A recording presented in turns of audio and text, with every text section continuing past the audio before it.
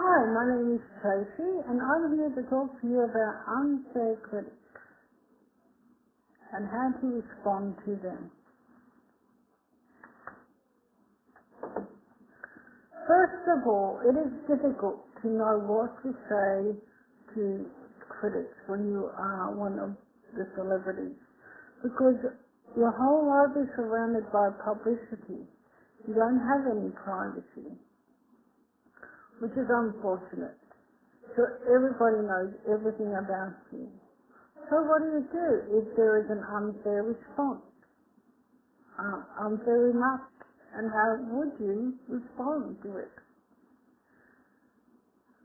So, the only way I would imagine the best way to respond is limited response, because they are what I refer to as fishermen.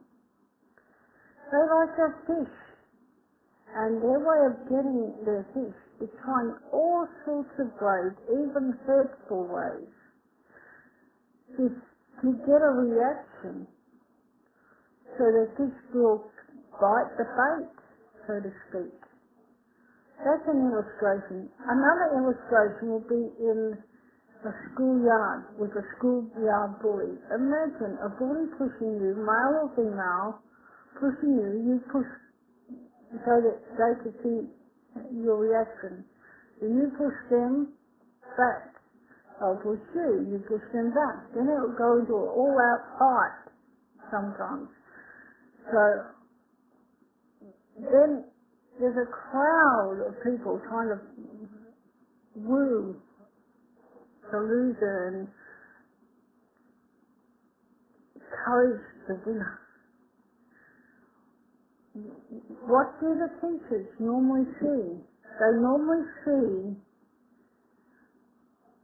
the individual that was pushed, not the one that started the fight.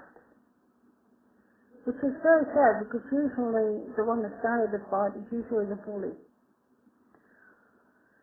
But the one that finished it probably was the one that reacted to the criticism of physical assault in that case.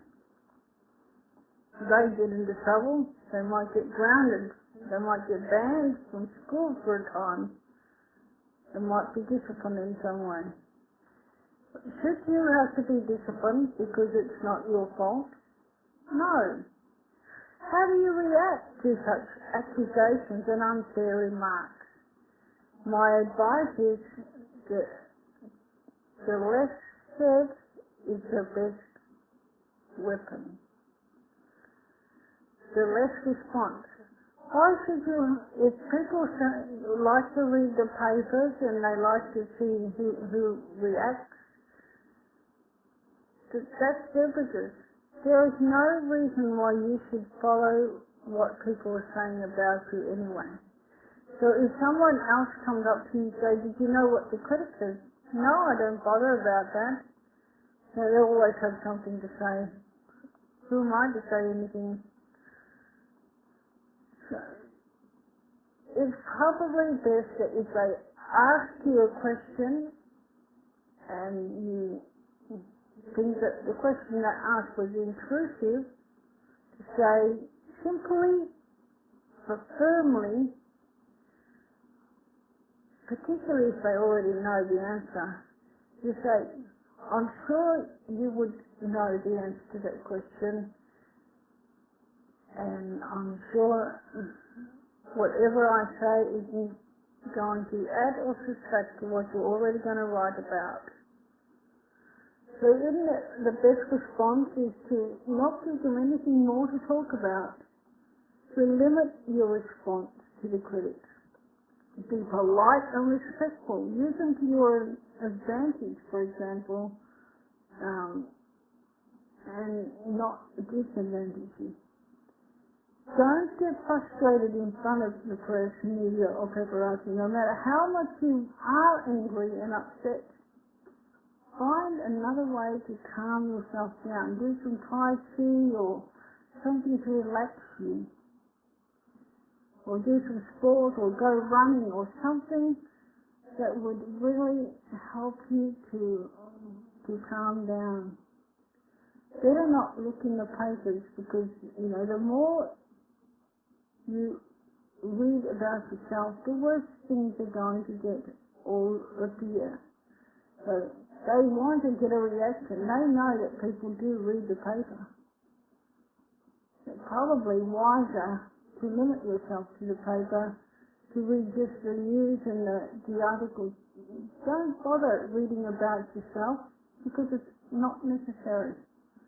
But understand this, that the more you're out known in public, the more people are talking about you, the more you are famous. Hey, you wanted to get there, you're appreciated.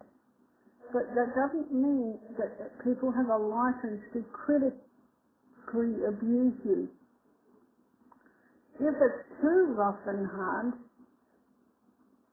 then you might like to go through another level of confidentiality agreement with the press and say, look, there are things that it's not necessary to discuss.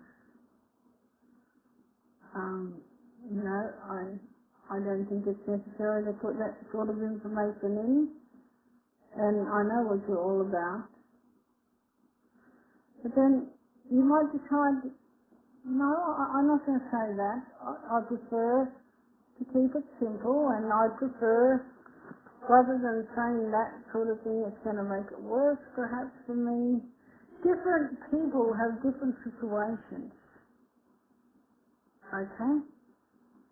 And different circumstances. What might work for one person may not work for another. So you can't say my advice is always worthwhile for each and every one of you. Select what you think would be worthwhile information and use it to the best of your judgment. I might like to advise you that I'm going to continue on giving you some simple advice as a motivational person, but don't take it as law. Because I'm not a professional person. I admit that I'm not trained in this field. I'm going purely by instinct and how I would react under the same situation. If I was in your situation, what would I do under those circumstances? So you are being advised by a person working on instinct. Not a professional, and I won't even admit that I am a professional, because I'm not. Hey, I work in a shuttered workshop. I'm vision impaired, and I don't have the qualifications to work a full-time job. But I thought this was one way in which I could help people. I want to help people. That's my goal. And most importantly, I want to help celebrities to understand how to communicate with the media, press and paparazzi.